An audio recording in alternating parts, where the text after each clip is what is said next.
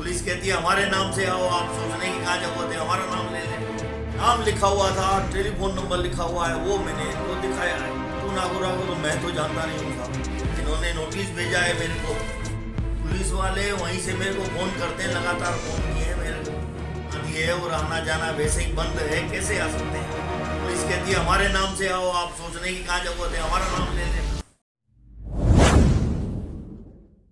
देश में एक तरफ कोरोना की दूसरी लहर के तांडव से मचा हाहाकार और दूसरी तरफ कोरोना गाइडलाइन के तमाम नियम कायदों को धत्ता बताती अजमेर जिले के नसीराबाद की पुलिस, जिसके लिए कोरोना से बड़े तो शायद उसके अफसरान हैं, जिनके नाम से मानो कोरोना भी खौफ खाता हो। तभी तो जिस कोरोना ने लाखों जिंदगियां ले ली, उसी कोरोना के कहर को यह नसीराबाद पुलिस हल्के में लेते हुए लोगों की जान को खतरे में धकेलने का प्रयास करती नजर आती है, जो बेशक खाकी के इकबाल को बुलंद रखने की बजाय उसे शर्मसार करने पर तुली हुई नजर आती गई।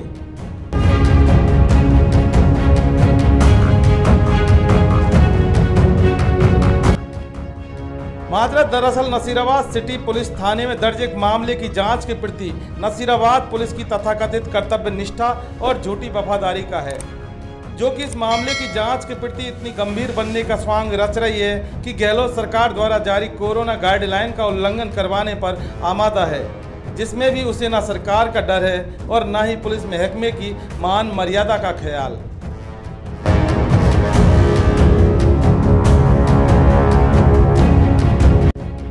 और तो और नसीराबाद की यह पुलिस किसी हार्डकोर या वांटेड अपराधी को गिरफ्तार करने के लिए नहीं, बल्कि मामले के परिवादी को कोरोना गाइडलाइन का सरेआम उल्लंघन कर नसीराबाद बुलाने का दबाव बना रही है।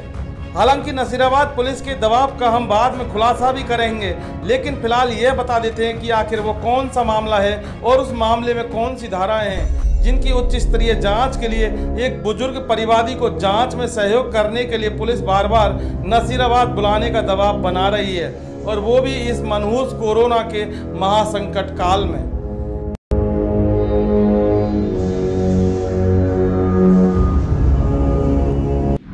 मामला दरअसल जयपुर के जवाहर नगर में रहने वाले 65 साल के बुजुर्ग ईश्वर सेवानी से जुड़ा है, जिन्होंने नसीराबाद सिटी पुलिस थाने में एक एफआईआर भारतीय दंड संहिता की धारा 448 और 454 के अंतर्गत दर्ज करवाई है। 10 फरवरी को दिए गए परिवाद पर 28 मार्च को दर्ज की गई एफआईआर में सेवानी ने कहा है कि उनके स्टेशन रोड पर एक दुकान है, जिस पर नसीराबाद की अदालत में एक सिविल केस विचाराधीन है। लेकिन इसी बीच पिंटू नागोरा नाम के एक व्यक्ति ने उनकी दुकान से उनका नाम मिटाकर अपना नाम और मोबाइल नंबर लिखवा दिया है। वहीं दुकान पर खुद का ताला भी लगा दिया।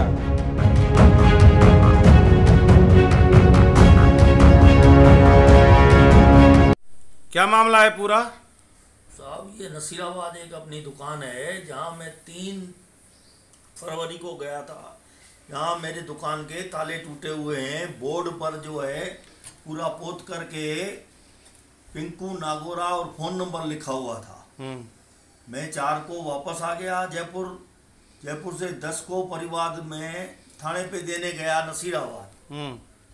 जो परिवाद 28/3 को इन्होंने एफआईआर दर्ज की। ईश्वर सेवानी के आरोप के मुताबिक हैरान करने वाली बात तो यह है कि पिंटू नागोरा नाम के इस शख्स को ना तो वे जानते हैं और ना ही कभी उससे मिले हैं। कौन है पिंटू नागोरा, जानते हो आप? पिंटू नागोरा को तो मैं तो जानता नहीं हूँ साहब। तो फिर उस नाम लिखा हुआ था, टेलीफोन नंबर लिखा हुआ है, वो मैंने इनको दिखाया है, सामने दिखा के लाया हूँ साहब को। दुकान का मालिक कौन है? दुकान का मालिक तो उससे केस चल रहा है, केस अपन जीत चुके हैं। अच्छा, केस चल रहा है क्या? केस चल रहा है। कौन सी कोर्ट में, कौन सी अदालत में चल रहा है? नसीराबाद कोर्ट में चल रहा है। अच्छा, नसीराबाद कोर्ट में केस चल रहा है। उसके बाद भी उस दुकान पे पिंटू नागोरा नाम के आदमी ने ताले तोड़ करके उसमें बोर्ड पे नाम लिखवाया है। नाम भी लिखा हुआ है, टेलीफोन नंबर भी लिखा हुआ है। और आप उसको जानते नहीं है? मैं उसको कभी देखा ही नहीं। इस एफआईआर नंबर 58/2021 की जांच नसीराबाद सिटी के पुलिस उप अधीक्षक सुनील सिहाग कर रहे हैं। उधर मामले के जांच अधिकारी पुलिस उप अधीक्षक सुनील सिहाग ने अनुसंधान के लिए कुछ कागजात तथा गवाह बयानात पेश करने के लिए नसीराबाद सदर थाने के मार्फत 28 अप्रैल को धारा 91 का नोटिस भी भेज दिया है।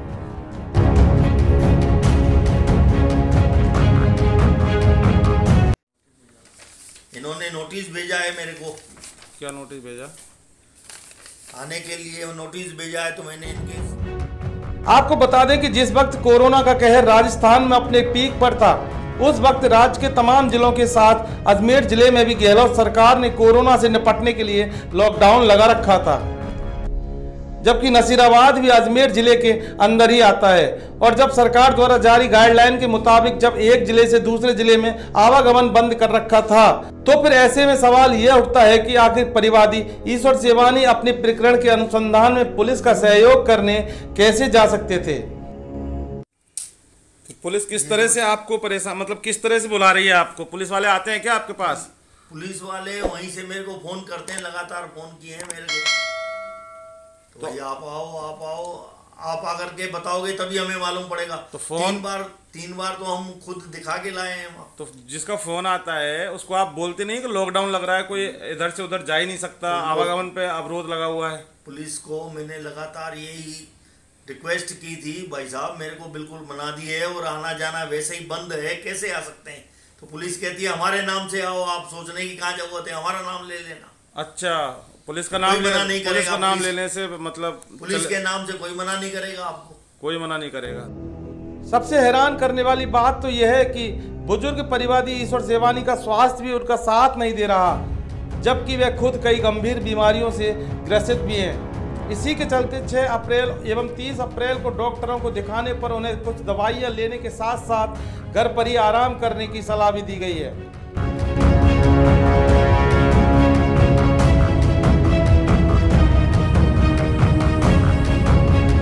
मेरी तबीयत खराब है, मेरे को डॉक्टर ने 6/4 को रेस्ट करने के लिए कहा है। 6/4 से मेरे को बेड रेस्ट के लिए कहा था, फिर 30/4 को डॉक्टरों ने मना किया भेजने से। इसीलिए मैं कोरोना टाइम में तो दुनिया ही रुकी हुई है, कैसे जा सकता हूँ? ये 6/4 को और 30/4 को डॉक्टर को आपने दिखाया था? दोनों ने बेड रेस्ट करने के लिए कहा है मेरे को। दवाइयाँ ये सारी चल रही है मेरी, हाथ लगा दवाई। अच्छा, ये दवाइयाँ आपकी? ये दवाइयाँ जो है चल रही हैं। और तो और नसीराबाद पुलिस द्वारा लगातार किए जा रहे फोनों पर भी चिकित्सीय सलाह के बारे में अवगत करवाने के बाद भी पुलिस उन्हें नज़रअंदाज कर बार बार प्रकरण की जांच के लिए नसीराबाद बुलाने पर तुली हुई है। इंस्पेक्टर साहब बोलते हैं हमारा नाम लेकर के नसीराबाद आओ, आपको सोचने की जरूरत ही नहीं है, हम अपने आप देखेंगे। अब मैं ऐसे टाइम में कैसे जा सकता हूँ? जबकि 65 वर्षीय बुजुर्ग परिवादी ईश्वर सेवानी कोरोना की इस दूसरी लहर के खौफ से इतना डरे हुए हैं कि अगर जरा भी चूक हुई तो जान से हाथ धोना भी पड़ सकता है। लेकिन ये नसीराबाद पुलिस आखिर इस कदर हठ धर्मिता पर क्यों अड़ी हुई है, ये बात या तो वह खुद जाने या फिर ऊपर बैठा भगवान।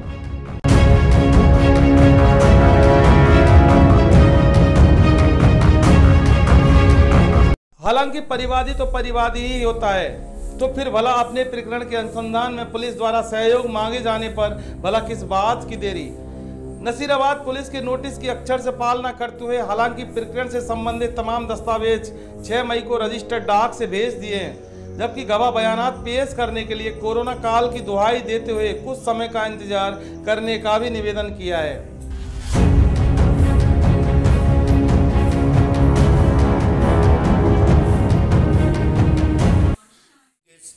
जो भी कागजात हैं वो सारे पोस्ट से भेज दिए हैं।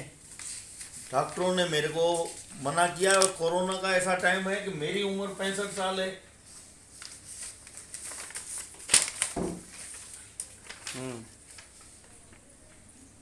ये कागजात सबको भेज दिए हैं। आपने भेज दिया नोटिस का जवाब? ये नोटिस का जवाब भेज दिया है, इसके साथ कागज भी भेज दिए हैं, जो भी हमारे पास प्रूफ है वो सब भेज दिया है, फोटो भी भेजे हैं। इसकी फोटो कॉपी जो है एसपी साहब को, गृह मंत्री को, मुख्यमंत्री जी को भिजवाया है। और आपने इसके साथ पेपर भेज दिए? पेपर भी भेज दिए हैं सारे, 63 पेज। 63 पेज का पेपर सारे भेज दिए हैं, फोटो भी भेजे हैं। लेकिन फिर भी चौंकाने वाली बात तो यह है कि बुजुर्ग परिवादी ईश्वर सेवानी द्वारा इतना कुछ करने के बाद भी पुलिस के मंसूबों में कोई कमी नहीं आई और अभी भी नसीराबाद बुलाने के लिए पुरजोर दबाव बनाया जा रहा है। आपको पुलिस वाले आते हैं क्या आपके पास? पुलिस वाले वहीं से मेरे को फ़ोन करते हैं, लगातार फ़ोन किए हैं मेरे को, तो भाई आप आओ, आप आकर के बताओगे तभी हमें मालूम पड़ेगा। तो 3 बार बच्चे को लेकर के गाड़ी लेकर वहाँ गए थे, रोड पर पुलिस के साथ भी 3 बार गए। तो आप मिले थे क्या? जांच अधिकारी कौन है? जांच अधिकारी पहले तो एसआई साहब से, उनका नाम हीसालाल जी था। उसके बाद जो है इंचार्ज सीआई साहब को भी लेके गए थे दूसरे चक्कर में। अब जो है जांच अधिकारी उन्होंने बदला है, शायद डीएसपी के हाथ में है जांच। अच्छा एफआईआर आपकी हो गई है? एफआईआर 28 तारीख उस पर बयान के लिए बुला रहे हैं आपको? बयान के लिए मेरे। हालांकि नसीराबाद सिटी थाने में व्यक्तिगत रूप से उपस्थित होकर परिवाद पेश करने के बाद 2 बार घटना स्थल का मौका नक्शा करवाने तथा प्रकरण से संबंधित सारे दस्तावेजात उपलब्ध करवाने के बावजूद सवाल या निशान तो यह है कि क्या पुलिस ने उक्त मौका नक्शा तथा प्रस्तुत किए गए दस्तावेज रिकॉर्ड पर नहीं लिए, और अगर रिकॉर्ड पर लिए गए थे तो फिर अब जांच अधिकारी पुलिस उप अधीक्षक इस जांच के लिए इतने बेकरार व उतावले क्यों हो रहे हैं, जबकि प्रकरण की जांच तो परिवादी द्वारा कोरोना लॉकडाउन खुलने के बाद भी करवाई जा सकती है। तो ये लॉकडाउन खुल जाएगा तो आप करा दोगे गवाह बयान? तो जो भी है लॉकडाउन खुल जाएगा तो जाने में कोई दिक्कत नहीं है। तो मेरी तबीयत ठीक हो जाए तो जाने में कहाँ दिक्कत है मेरे को। इसमें आप लॉकडाउन के बाद पूरा जांच करवा दोगे? लॉकडाउन के बाद पूरी। लेकिन अच्छा, पुलिस इतना दबाव क्यों बना रही है आपको बुलाने के लिए? कुछ पता है क्या आपको? हो सकता है उनकी कोई मिली भगत है। अच्छा।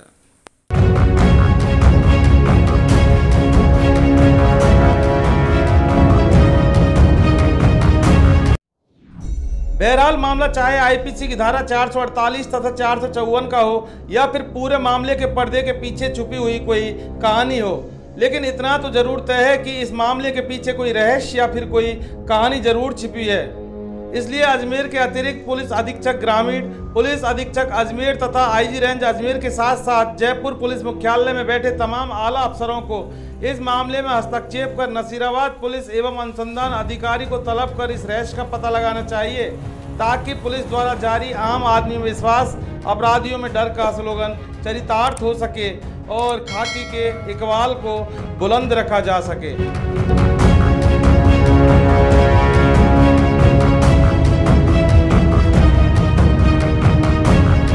नसीराबाद से साबिर हुसैन और अजमेर से पवन टेलर के साथ इन्वेस्टिगेशन मीडिया के लिए जयपुर से जितेंद्र शर्मा की रिपोर्ट।